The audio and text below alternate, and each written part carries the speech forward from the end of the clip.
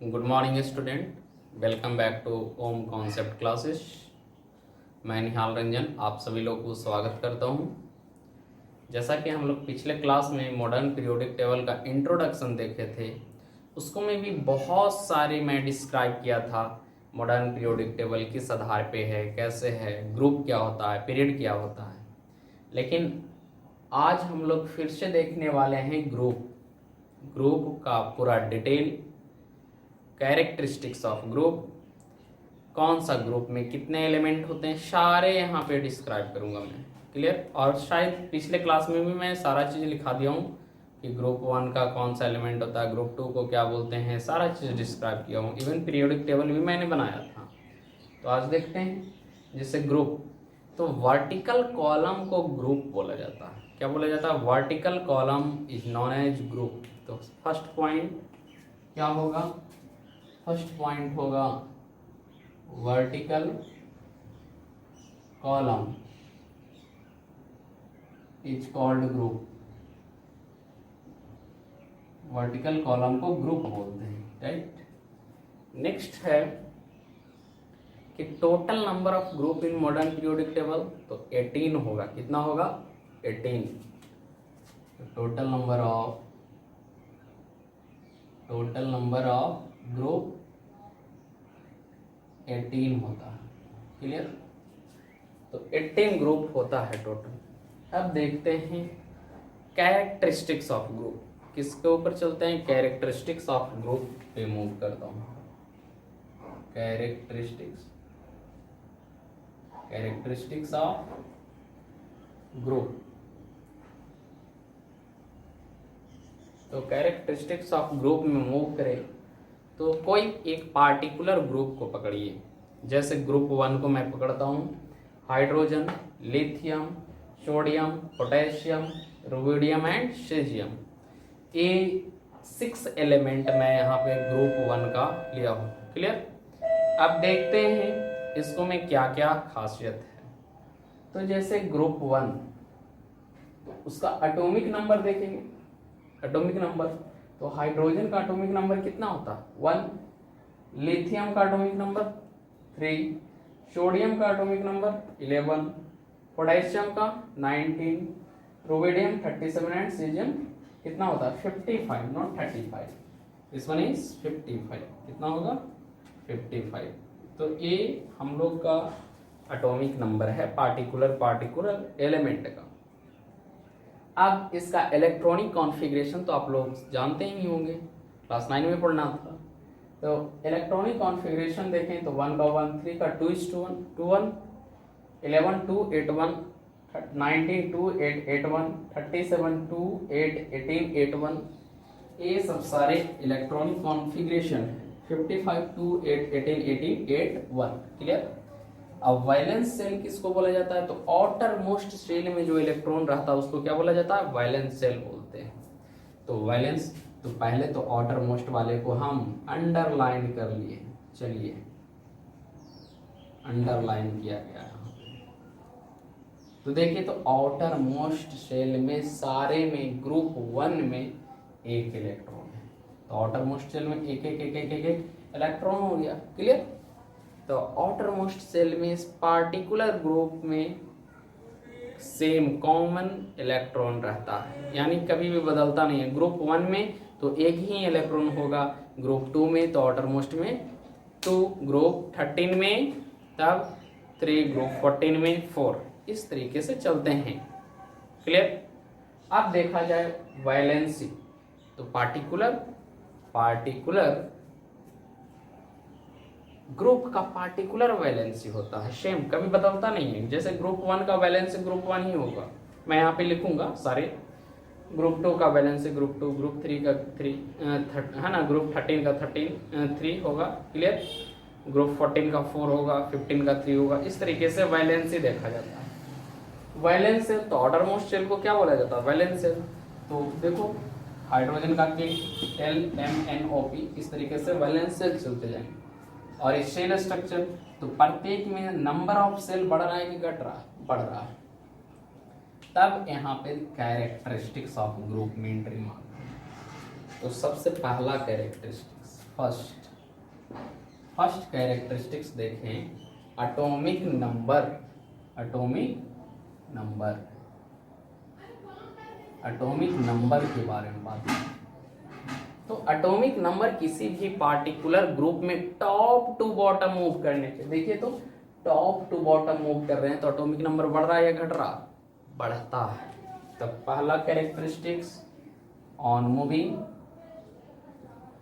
Moving top to bottom in any particular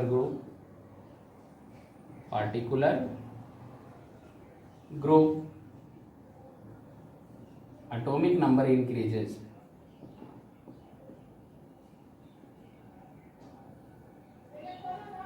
किसी भी particular group में टॉप टू बॉटम मूव करने पे एटॉमिक नंबर क्या होता है?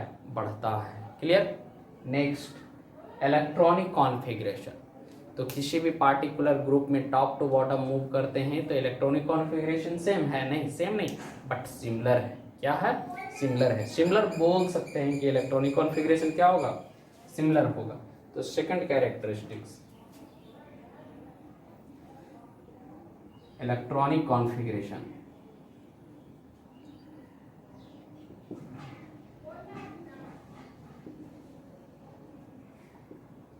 Electronic configuration, clear? तो electronic configuration of particular group remains similar. Clear? तो ऑन मूव है ना, इलेक्ट्रॉनिक कॉन्फ़िगरेशन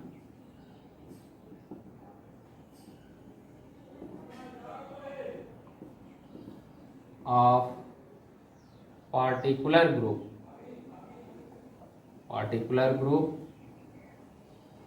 रिमेन्स सिमिलर। क्या होता है? सिमिलर होता। नेक्स्ट वैलेंस इलेक्ट्रॉन की बात करें तो valence electron top to bottom किसी पार्टिकुलर ग्रुप में मूव कर रहे हैं तो क्या रह रहा है? सेम रह रहा है, कांस्टेंट रह रहा है, चेंज नहीं होता। क्लियर? जैसे वैलेंस इलेक्ट्रॉन फर्स्ट ग्रुप का 1 होगा, सेकंड का 2 होगा, तब थर्ड वैलेंस इलेक्ट्रॉन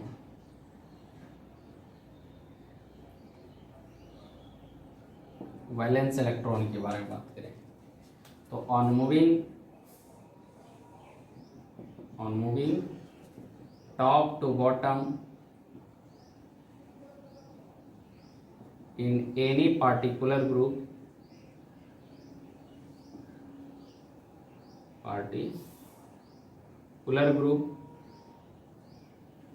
क्या होता है? वैलेंस इलेक्ट्रॉन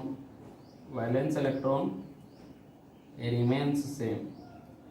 क्या होता है? वैलेंस इलेक्ट्रॉन सेम होते हैं। क्लियर? वैलेंस इलेक्ट्रॉन में चेंजिंग नहीं होता है कोई भी पार्टिकुलर ग्रुप में टॉप टू बॉटम मूव करें तब। नेक्स्ट है वैलेंसी। वैलेंसी भी तो सेम रह रहा है किसी भी पार्टिकुलर ग्रुप में, तब क्या लिख देंगे? On moving top to bottom in any particular group valency remains same. On moving top to bottom in any particular group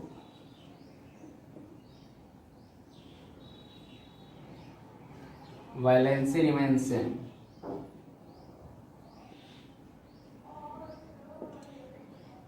valency क्या होता है? सेम रहता है, चेंज नहीं होता वैलेंसी। अब नंबर ऑफ वैलेंस सेल, तो number of valence shell top to bottom move करते हैं तो बढ़ते जाता है। हर जैसे जैसे ऊपर से नीचे जाएंगे तो हर बार एक वैलेंस सेल का संख्या क्या होते जाएगा? जुटते जाएगा। देखो यहाँ नंबर ऑफ वैलेंस सेल एक ही है, यहाँ कितना है? 2, यहाँ पे 3, यहाँ पे 4, यहाँ 5 और यहाँ 6। तो नंबर ऑफ वैलेंस सेल क्या होता है? इंक्रीज करता है। तो next number of valence shell, तो number of valence cell on moving top to bottom increases। number of valence cell increases on moving top to bottom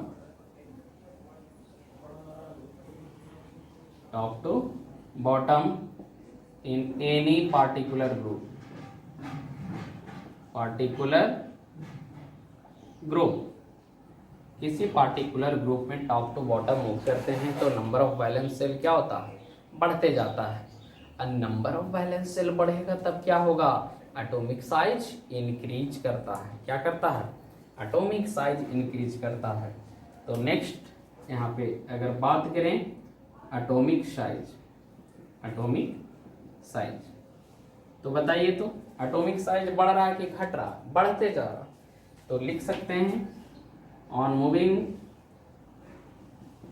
moving top to bottom, on moving top to bottom in any particular group,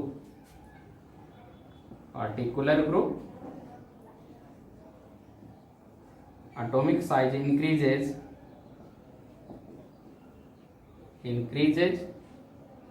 because, क्यों, क्योंकि number of cell क्या होते जा रहा है, add होते जा रहा है। Because number of cell getting added, cell getting added, cell बार बार बढ़ रहा है। क्लियर। तो सेल का संख्या बढ़ने से एटॉमिक साइज क्या होगा, बढ़ेगा। नेक्स्ट देखते हैं एटॉमिक रेडियस। तो एटॉमिक रेडियस क्या होगा, बढ़ेगा। जब एटॉमिक साइज बढ़ा, रेडियस क्या होगा, on moving top to bottom atomic radius increases, atomic radius increases on moving top to bottom in any particular group,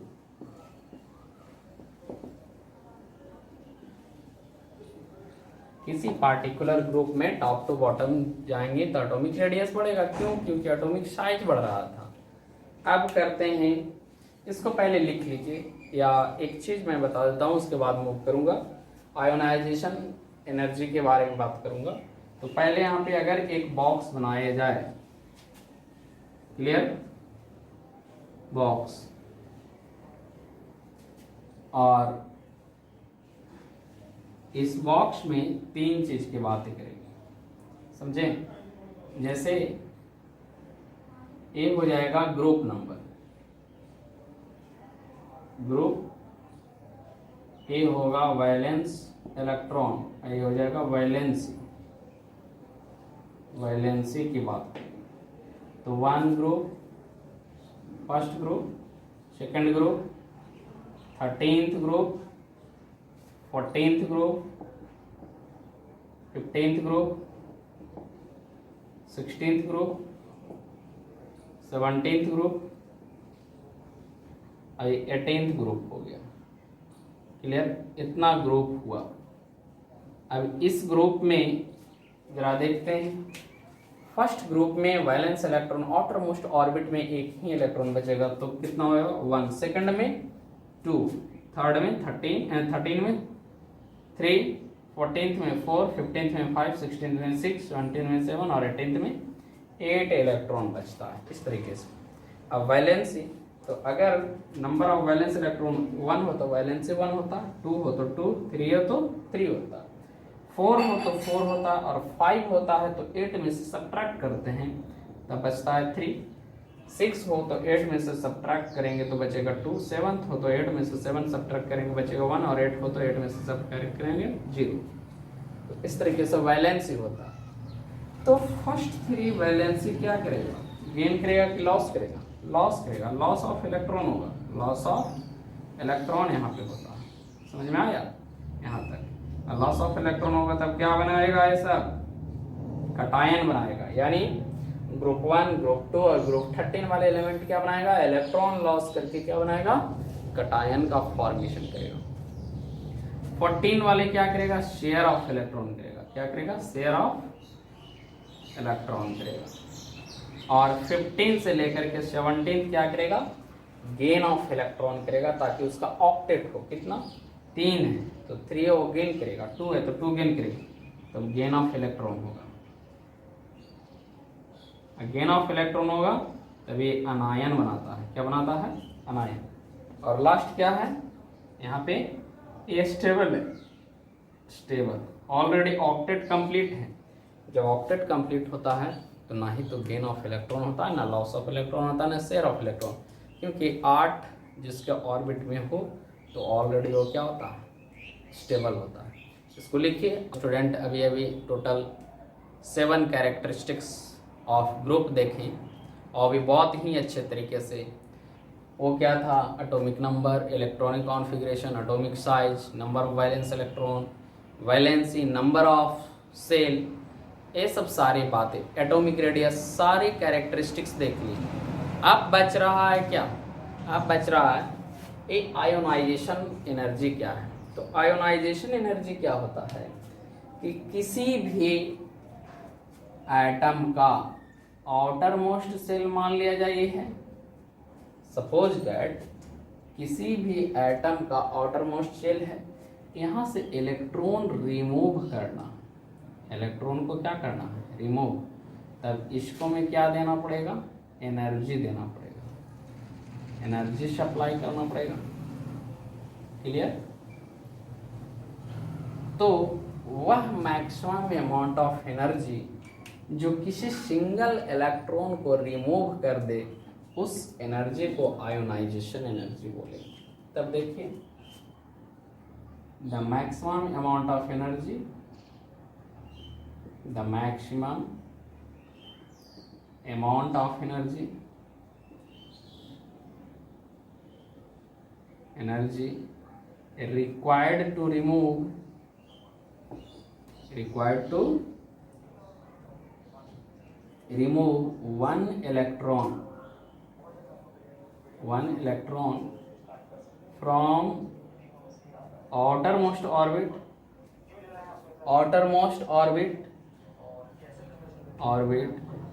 is called ionization energy, ionization energy.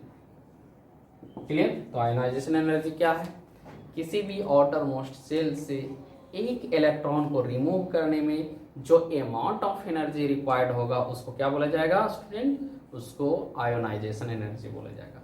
अब देखिए, top to bottom move कर रहे हैं, तब top to bottom move कर रहे हैं, तब सेंटर से सेल दूर जा रहा है, सेंटर से सेल दूर जा रहा है, तब इलेक्ट्रॉन पे उतना पकड़ नहीं रहेगा, और जब इलेक्ट्रॉन पे पकड़ नहीं रहेगा तब यहाँ से इलेक्ट्रॉन को क्या करेगा, आसानी से भगाया जाएगा, और जब आसानी से भगाया जाएगा तब एनर्जी कम चाहिए कि ज़्यादा, कम, यानी टॉप टू बॉटम मूव कर देते हैं तो आयोनाइजेशन एनर्जी क्या होता है, घटता है। तब देखते हैं यहाँ पे, on moving top to bottom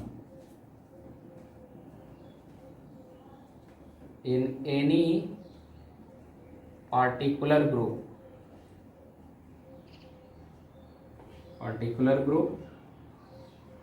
ionization energy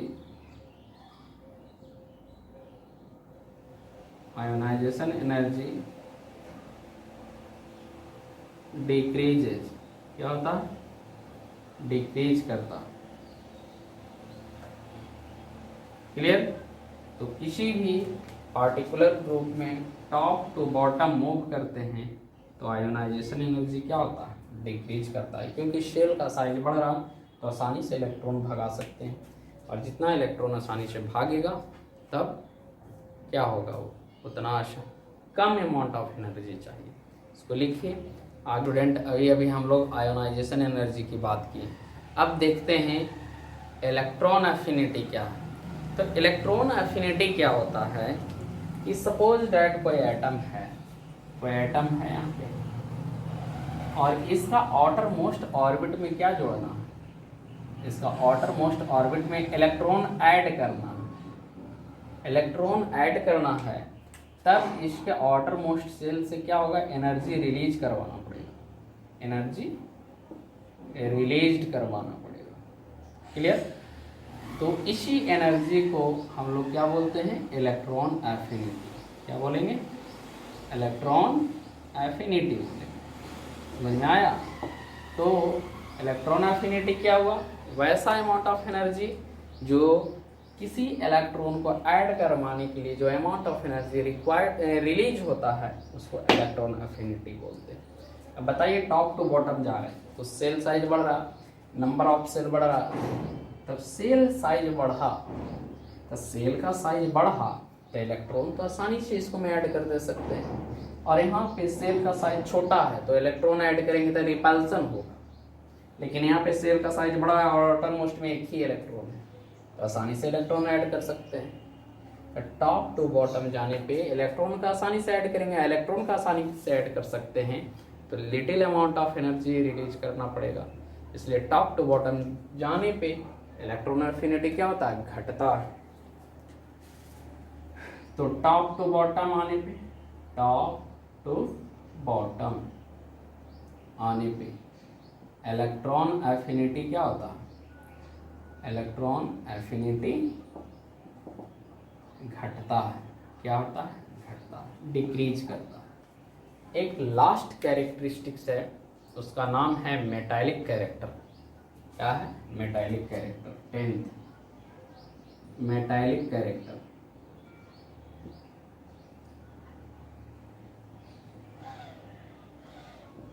देखिए मेटालिक कैरेक्टर क्या होता है, तो कौन एलिमेंट या कौन सा मेटल कितना आसानी से इलेक्ट्रॉन अपना त्याग दे उसको मेटालिक कैरेक्टर बोलते हैं। तो बताइए, तो ऊपर से नीचे जाएंगे तब इलेक्ट्रॉन आसानी से त्याग करेगा कि नीचे से ऊपर जाएंगे तो टॉप टू बॉटम जाएंगे तो सेल साइज बढ़ रहा है, इलेक्ट्रॉन आसानी से भगाएगा, ड्रॉप करेगा।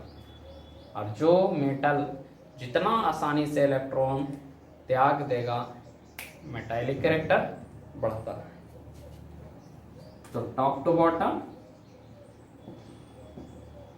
Top to bottom metallic character, metallic character क्या होता है, बढ़ता है। तो स्टूडेंट आज टोटल ग्रुप का 10 कैरेक्टरिस्टिक्स देखें। इसी तरीके से नेक्स्ट क्लास में पीरियड का 10 कैरेक्टरिस्टिक्स देखेंगे और बहुत आराम से देखेंगे। क्लियर, कितना आसान लगा आज का क्लास, ठीक है। तो हमारे चैनल में बने रहिए और लाइक और सब्सक्राइब का बटन ज़रूर दबाइएगा, ठीक। Thank you.